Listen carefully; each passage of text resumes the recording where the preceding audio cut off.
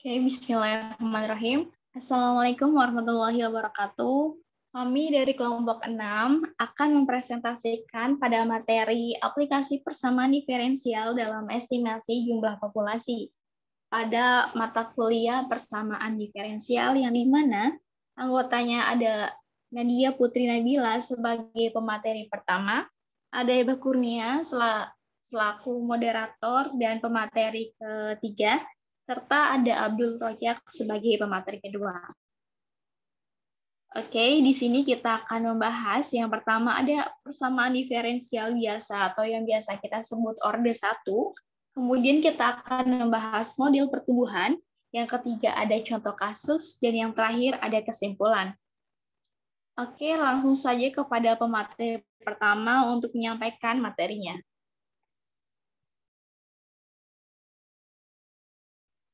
Baik, terima kasih kepada moderator yang telah mempersilahkan saya untuk memaparkan materinya.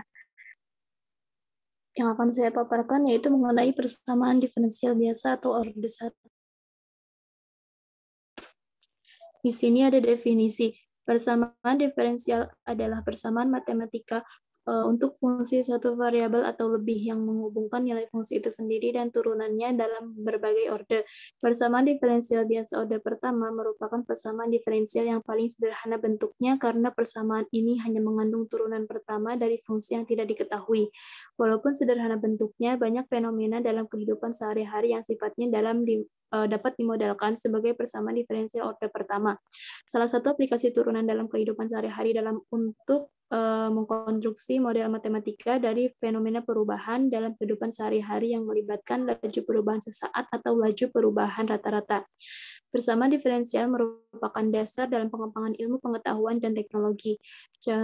Contohnya yaitu peluruhan zat radioaktif, pertumbuhan dan penyusatan populasi, pemanasan dan pendinginan, penguapan, perilaku arus listrik dalam suatu rangkaian listrik, gerak dalam medan gravitasi, dinamika harga pasar, pertumbuhan keuangan dan dinamika harga saham, pengaturan dosis obat, pembelahan sel, dan sebagainya. Next.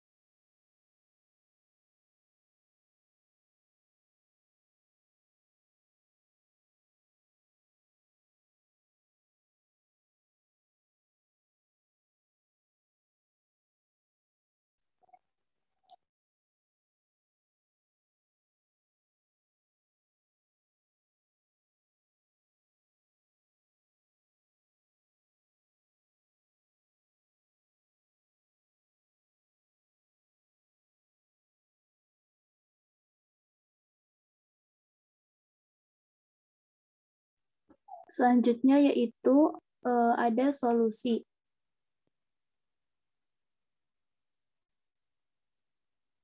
Nah, pembentukan model persamaan diferensial dibuat dengan mengasumsikan bahwa perubahan yang diamati sebanding atau proporsional terhadap variabel atau fungsi yang diduga. Dua besaran P dan Q dikatakan proporsional atau yang satu sebanding dengan yang lain jika salah satu besaran merupakan perkalian konstan dari besaran yang lain. Misalkan P sama dengan K kali Q untuk suatu konstanta K. Misalkan Y sama dengan Fx adalah fungsi yang dapat diturunkan pada X tidak sama dengan X0, maka Fx0 merupakan laju perubahan dari Y terhadap perubahan X pada titik X tidak sama dengan X0. Secara geometris, Fx0 merupakan kemiringan garis singgung pada kurva Y sama dengan Fx di titik X0 Fx0.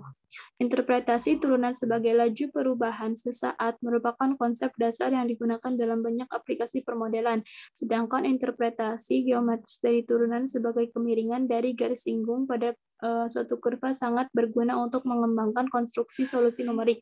Dalam interpretasi ini, rasio tersebut dapat dinyatakan sebagai yang ada di PPT tersebut. Nah, Hal tersebut merupakan laju perubahan rata-rata fungsi fungsi y sama dengan fx ketika x mengalami perubahan sebesar delta x. Suatu persamaan diferensial linear orde 1 adalah suatu persamaan yang berbentuk seperti persamaan 1.1. Next.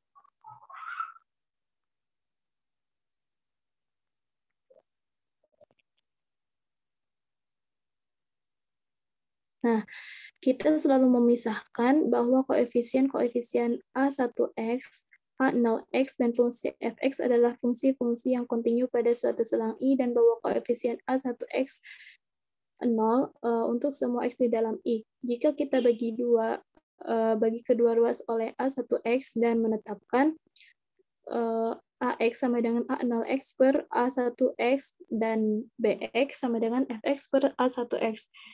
Nah, kita peroleh persamaan diferensial yang sepadan dengan 1.1, yaitu persamaan 1.2. Nah, dengan AX dan BX merupakan fungsi-fungsi yang kontinu pada selang I. Penyelesaian umum persamaan 1.2 dapat dicari secara eksplisit dengan memperhatikan bahwa perubahan peubah persamaan 1.3. Persamaan tersebut memetakan persamaan 1.2 ke dalam persamaan diferensial terpisah. Jadi dengan mengingat bahwa d per dx integral ax dx sama dengan ax, maka diperoleh persamaan 1.4. Next.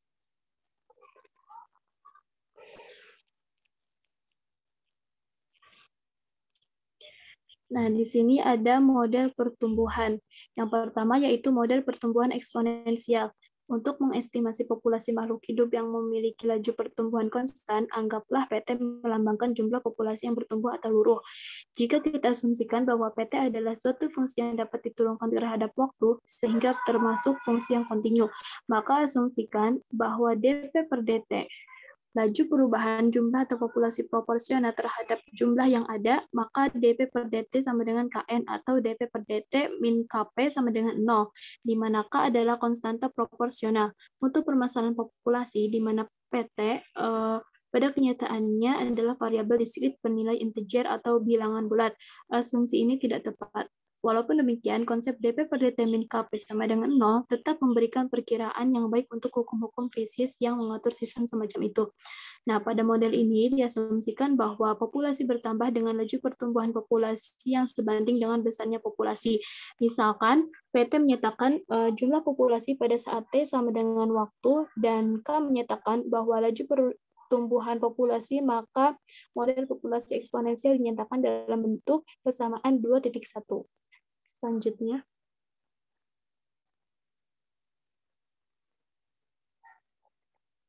Nah, yang mana merupakan persamaan diferensial sevariabel, sehingga kita dapat mencari solusi umumnya sebagai berikut yang dapat tertera di PPT. Nah, itu merupakan persamaan 2.2. Jika diberikan kondisi awal T sama dengan 0 dan PO sama dengan P0, maka diperoleh nilai C in P0, sehingga bila nilai C disubstitusikan ke persamaan 2.2 menghasilkan persamaan 2.3. Nah, persamaan 2.3 ini merupakan bentuk solusi khusus dari permodelan pertumbuhan eksponensial. Dari persamaan tersebut dapat dilihat jika nilai K positif, maka populasi akan meningkat secara eksponensial. Sebaliknya, jika nilai K negatif, maka populasi akan semakin punah. Nah, yang kedua, next.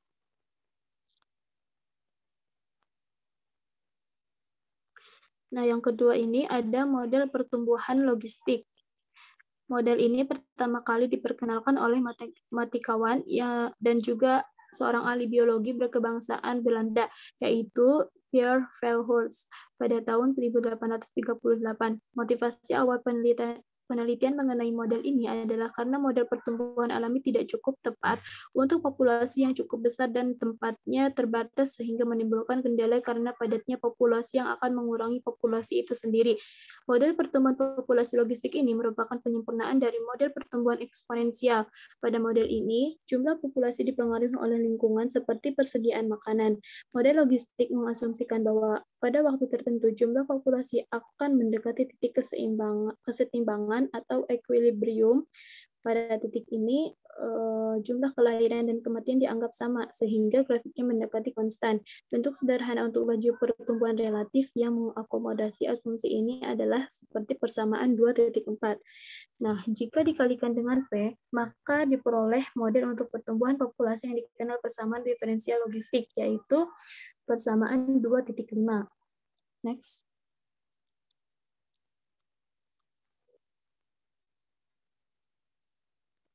Nah, perhatikan bahwa dari persamaan 2.5 itu diperoleh bahwa jika P kecil dibandingkan dengan K, maka P per K mendekati C, dan DP per DT mendekati KP.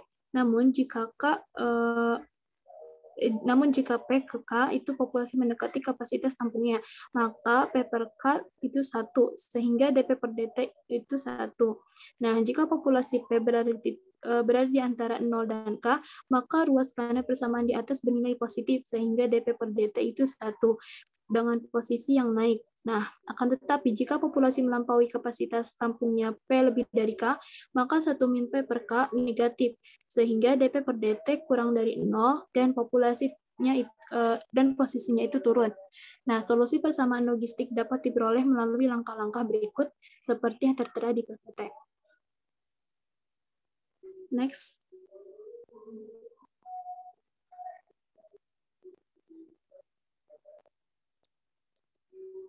Dari persamaan 2.6, jika kita memberikan nilai awal T sama dengan 0 dan P0 sama dengan dan PO sama dengan P0, kemudian disubstitusikan ke dalam 2.6, maka akan diperoleh nilai C sama dengan in dalam kurung P0 per K min P0. Selanjutnya nilai C tersebut disubstitusikan kembali ke dalam persamaan 2.6, sehingga diperoleh solusi khusus dari model logistik seperti yang ada di ruas kiri itu, yang merupakan persamaan 2.7 dengan keterangan yang tertera pada PPT. Nah, persamaan 1.11 itu merupakan bentuk sederhana dari solusi khusus model logistik yang akan digunakan dalam melakukan proyeksi penduduk suatu kota. Penentuan nilai K dapat dilakukan dengan cara trial dan error, yaitu dengan cara mensubstitusikan perkiraan nilai K ke dalam model yang diperoleh hingga hasil yang diperoleh model mendekati jumlah populasi yang sebenarnya. Mungkin sekian dari saya kembalikan lagi ke moderator.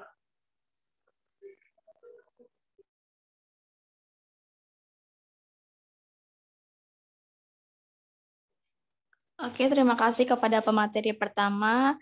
Selanjutnya akan dipaparkan oleh pemateri kedua. Kepada pemateri 2, saya persilakan. Baik, terima kasih moderator.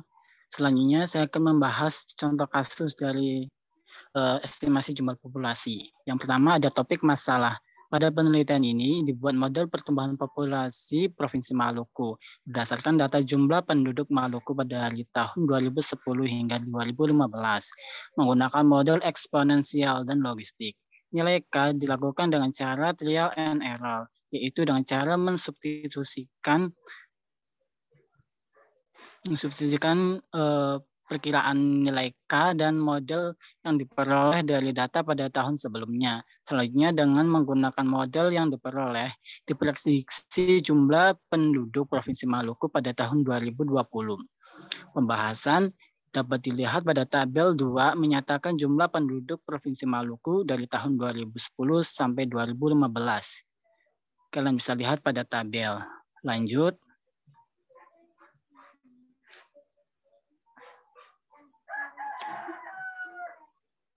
Yang pertama, yaitu menggunakan penyelesaian model eksponensial untuk pertumbuhan populasi. Secara umum, jika kita bandingkan jumlah penduduk pada awal tahun sampai akhir tahun, maka telah terjadi kenaikan jumlah penduduk di kota tersebut. Berikut estimasi jumlah populasi dengan menyelesaikan penggunaan perhitungan model pertumbuhan eksponensial. Dalam hal ini kita bisa menggunakan konsep DP per DT kurangi KP sama dengan 0 dengan terlebih dahulu mencari nilai K atau konstanta proporsional yang dianggap jumlah penduduk pada tahun 2010 adalah nilai P awal atau P0. Dan PT melambangkan jumlah penduduk setelah T tahun dari tahun 2010. Dengan demikian tabel 2 dapat juga dinyatakan dengan sebagai berikut, yaitu tahun diganti dengan T0, T1, T2, T3, T4, dan T5. Untuk melakukan proyeksi penduduk suatu kota perlu dilakukan analisis perhitungan terlebih dahulu terhadap data jumlah penduduk suatu kota pada tahun sebelumnya. Hal ini dimaksudkan agar kita dapat mengetahui kecenderungan dan arah dari data yang kita gunakan. Jumlah data yang digunakan turut mempengaruhi keakuratan model dalam prediksi keadaan populasi secara menyeluruh. Lanjut.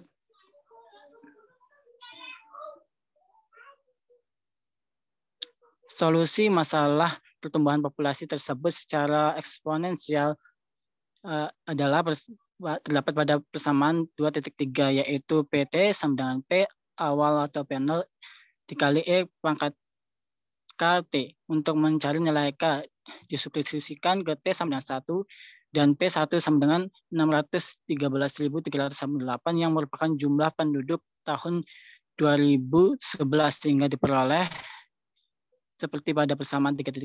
Yang selanjutnya kita juga substitusikan ke nilai T5 sehingga diperoleh hasilnya itu 1.531.402.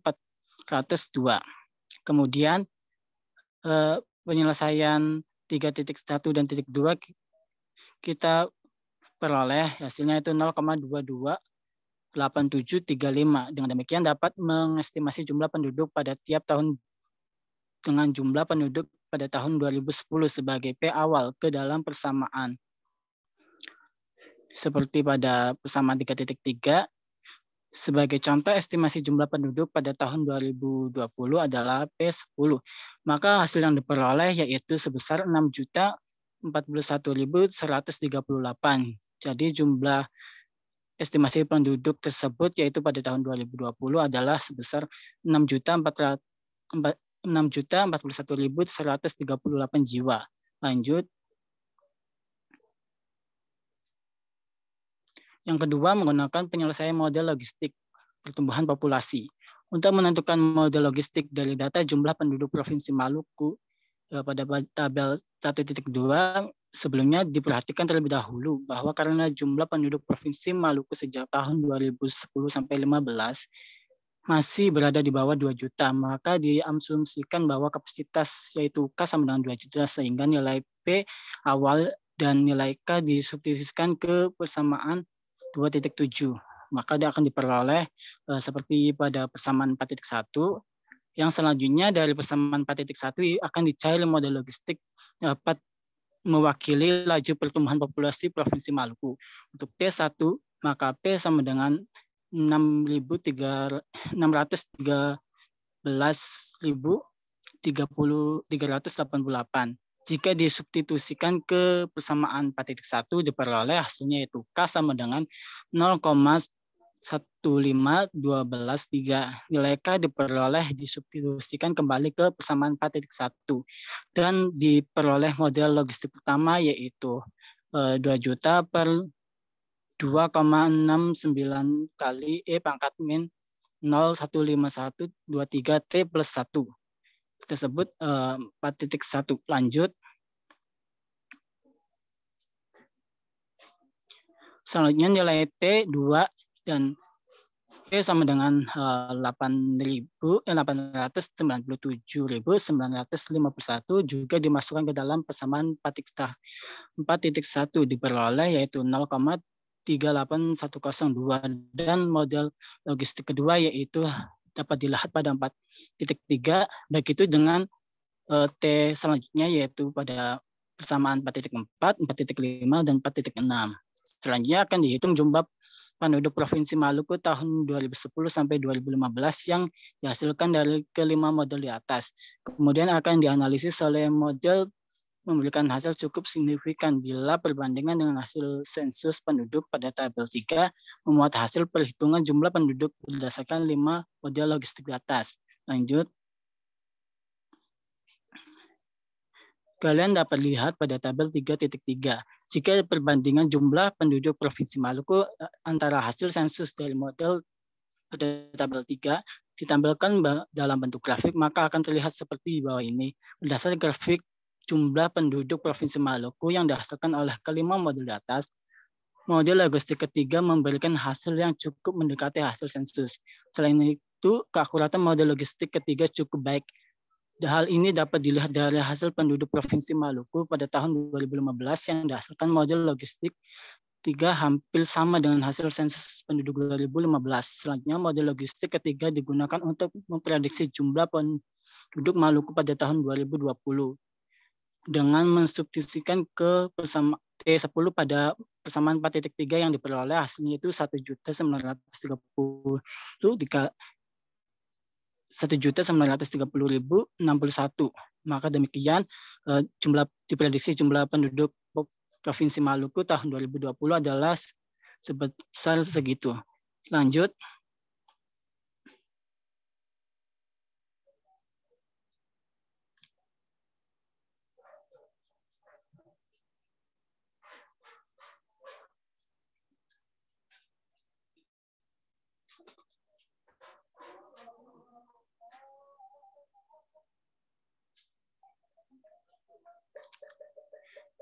Kalian bisa lihat pada grafik yang menyatakan bahwa model 3 itu signifikan. Lanjut.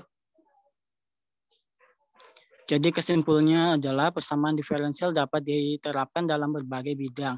Dalam pengestimasi jumlah populasi dan dikomputasi dengan dua model, yaitu model pertumbuhan eksponensial dan model pertumbuhan logistik. Model pertumbuhan logistik lebih akurat dibanding eksponensial. Bentuk persamaan model pertumbuhan eksponensial dinyatakan dengan P0 dikali E KT. Dengan demikian bentuk model logistik yaitu K per E pangkat min KT dikali K per 0 dikurangi 1 plus 1. Sekian materi, selanjutnya saya kembalikan ke moderator. Oke, terima kasih kepada pemateri kedua atas pemaparan materinya. Selanjutnya akan dipaparkan oleh saya mengenai aplikasi persamaan diferensial dalam rangkaian RLC. Yang dimana dalam rangkaian ini dengan mengaplikasikan hukum tegangan Kirchhoff pada rangkaian RLC, kita lihat pada gambar 2, untuk muatan Q pada kapasitor yang diukur dalam kolom akan diperoleh persamaan diferensial. Kita tengok pada persamaan 6. Dan untuk arus I sama dengan dq per dt yang diukur dalam ampere akan diperoleh persamaan diferensial seperti pada persamaan 7. Oke, di sini ada kasus A. Bila mana tegangan ET konstan sama dengan E0, maka dt per dt sama dengan 0 dan persamaan 7 menjadi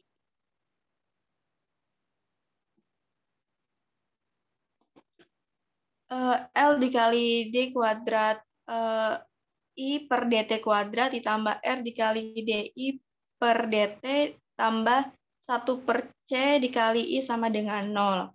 Nah, oke, kita langsung saja penyelesaian umum dari persamaan homogen di atas adalah kita dapatkan persamaan 8 yang dimana R1 dan R2 adalah akar-akar persamaan karakteristik. Oke, selanjutnya di sini kita ada kasus B, yang dimana bila mana tegangan E periodik dengan ET sama dengan E0 dikali sin omega T, DET per dt sama dengan E0 omega dikali cos omega T. Maka persamaan 6 dapat ditulis sebagai kita lihat dalam layar tersebut. Penyelesaian persamaan diferensial ini terdiri atas penyelesaian umum dari persamaan homogen dan penyelesaian khusus dari persamaan tak homogen. Penyelesaian homogen sudah dikerjakan dalam kasus A. Untuk memperoleh persamaan kasus dengan metode tertentu dipilih. Oke, kita next. Di sini dari persamaan di atas kita dapatkan penyamaan koefisien dalam suku-suku di atas yang memberikan kita dapatkan di sini yaitu persamaan I1, kemudian kita dapatkan juga yaitu persamaan I2, kemudian kita kalikan dengan dari persamaan tadi kita kalikan dengan L2 per W2, omega 2 atau omega kuadrat, maksudnya L kuadrat per omega kuadrat, yang dimana akan menghasilkan yaitu persamaan 9. Oke, dalam banyak kasus praktis yang dimana R tidak sama dengan 0, sehingga pembilangan pada persamaan 9 yang tadi tidak 0. Penyelesaian kasus dengan A dan B yang diberikan di atas menjadi, kita lihat rumus di layar. Kemudian akhirnya kita dapatkan yaitu persamaan 10, yang dimana 10 sama dengan akar A2 A kuadrat tambah B kuadrat sama dengan E0 per R kuadrat plus S kuadrat. Kuantitas akar R2 tambah R kuadrat tambah S kuadrat disebut impedansi. Dapat dilihat di sini bahwa impedansi sama dengan E0 per 10, yang analog dengan hukum E per I sama dengan R. Arus transit I sama dengan I kali H tambah I kali K cenderung menuju ke arus steady state, keadaan lunak, I kali K, dan setelah waktu cukup panjang, arus secara praktis akan menjadi osilasi harmonik yang diberikan oleh persamaan 10, di mana frekuensinya sama dengan frekuensi tegangan. Oke, mungkin itu saja pemaparan dari kami. Kurang lebihnya mohon maaf. Wabillahi taufiq wal hidayah. Wassalamualaikum warahmatullahi wabarakatuh. Terima kasih.